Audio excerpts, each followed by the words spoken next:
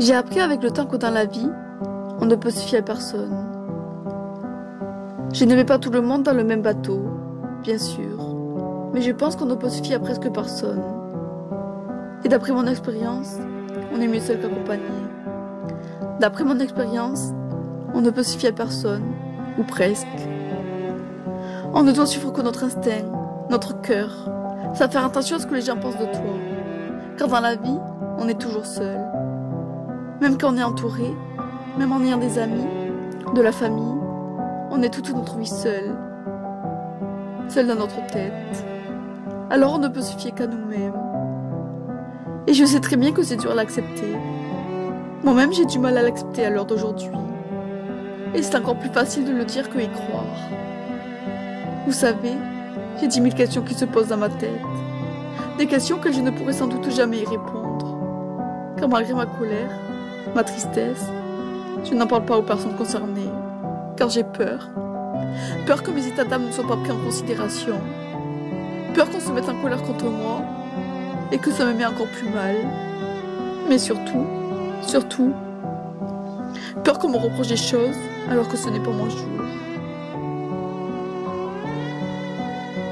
Et aussi peur de vexer encore plus et que mes mots ne me ressemblent pas.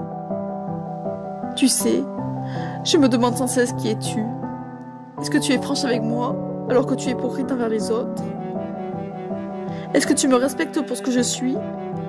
Ou tu joues un double rôle, sans cesse, alors que moi, je suis sincère avec toi? Mais surtout, cette question est là, tapis dans l'ombre. Est-ce que notre relation c'est donnant-donnant? Ou bien je donne trop de ma personne? Car oui, j'ai trop donné. Donné niveau relation amoureuse, mais niveau amitié aussi. Alors maintenant, j'ai du mal à avoir de la sincérité avec les personnes que je connais depuis longtemps et qui font la moitié ou l'inverse de ce qu'ils me disent une fois que je passe beaucoup de temps avec eux. Oui, à l'heure d'aujourd'hui, j'ai l'impression que mes amis me donnent la moitié de ce que je leur donne.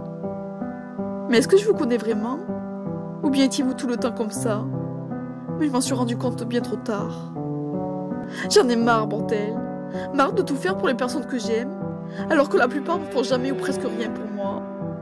Marre qu'on se serve de moi. Mais après tout, ce ne sont que mes ressentis. Oui, c'est ce que je me dis pour relativiser. Mais en vrai, ça me fait plus que mal qu'on me reproche des choses, qu'elles veulent que je reste avec elles, que je donne de ma personne pour au final être déçue. Qui es-tu, toi, tapis dans l'ombre? Es-tu si gentil ou gentil que tu n'y parais? Es-tu si adorable que ça? Ou bien es-tu la véritable personne que j'ai rencontrée il y a peu, mais qu'avant, j'étais tellement aveuglée par mon amour pour toi, que j'étais dans le déni total? Tellement de questions qui resteront la plupart sans réponse. Vous savez, j'ai longtemps accepté les défauts de mes amis.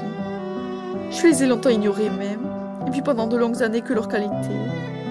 J'ai souvent accepté, trop accepté, le fait que malgré nos différends, je les aimais, et que certes, elles avaient des défauts qui me mettaient souvent mal, des défauts qui me déchiraient de tout mon âme, des défauts qui me faisaient des fois passer pour celle que je ne suis pas, des défauts qui me déchiraient parfois le cœur par vos mots aussi tranchants les uns que les autres.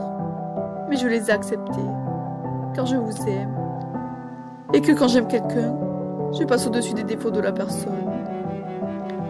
Mais si j'ai appris une chose au cours de mon travail d'analyse sur moi-même, c'est qu'aimer l'autre ne veut pas dire tout accepter de lui et tout pardonner. J'en ai marre, vous comprenez? J'en ai marre de me faire marcher dessus, marre d'être gentille, de tout encaisser sans rien dire, alors que vous gênez pas.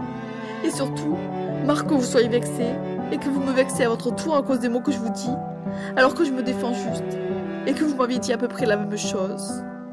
Pourquoi moi je devrais m'excuser et me taire et pas vous? Je suis en même temps en colère et j'ai envie de vous crier mon désespoir et ma haine. Et en même temps, je suis triste. Et j'ai envie de pleurer toutes les larmes jusqu'à qu'il m'en reste plus. Et que je gicle dans une mare d'eau. J'ai mal, si vous saviez à quel point je souffre. Ça faisait si longtemps que je n'avais pas été aussi en colère et aussi triste. Oui, très longtemps. Qui es-tu? Toi qui m'as l'air d'être sympa aux premiers abords. Qui es-tu? Toi qui au fil du temps me montres une autre personne. Qui es-tu? Toi qui dis le contraire de ce que tu penses? Ou vice-versa? Ma mère m'a souvent dit que plus on est gentil, plus on te marche dessus, et qu'il ne faut pas que je me laisse faire. Car en étant aussi gentil, je vais toujours finir sur des gens malhonnêtes ou des gens qui se servent de moi. Or, comment faire pour changer? J'ai peur de changer, c'est vrai. Car si je ne suis plus autant gentille, vais-je devenir méchante? Mais en même temps, j'ai envie de changer, ou du moins, trouver un juste milieu, car j'en ai tout simplement marre qu'on donne moins de sa personne que moi. Mais comment trouver un juste milieu? Avec moi, ça a toujours été soit tout, soit rien. Je ne sais pas comment faire pour changer sans trop changer. Vais-je toujours être comme cela? Vais-je toujours me faire avoir quand je suis trop gentille? Ou vais-je arriver enfin à trouver ce juste milieu? Vous savez que je m'en veux aussi.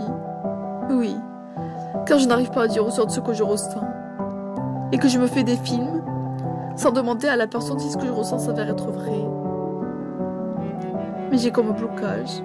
Pourtant, je sais très bien qu'à la base d'une relation, quelle qu'elle soit, est la communication. Qui es-tu, toi que je crois connaître? Qui es-tu, toi cette personne que je n'arrive pas à cerner? La vraie question serait plutôt de se demander, es-tu honnête ou malhonnête envers moi?